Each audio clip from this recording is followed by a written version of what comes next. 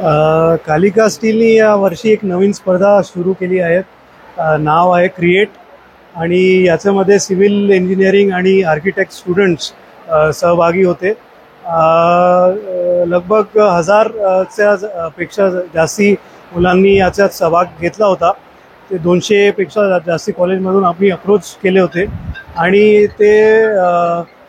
त्यांनी आपले सबमिशन केले होते. वेगवेगळे राऊंड झाले 1, 2, 3 आणि फायनल इव्हेंटसाठी इथे जालन्याला आम्ही 50 टीमांनी इन्व्हाइट केला होता आणि लगभग 200 स्टुडंट्स इकडे जालन्यामध्ये आले होते आणि आज त्यांनी आपला मॉडेल प्रदर्शन केला आहे.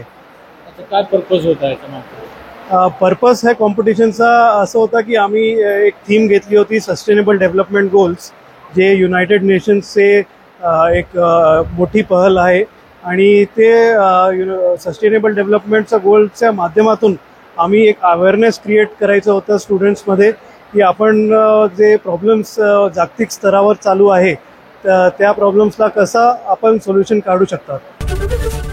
एबीपी माझा, उघडा डोळे बघा नीट.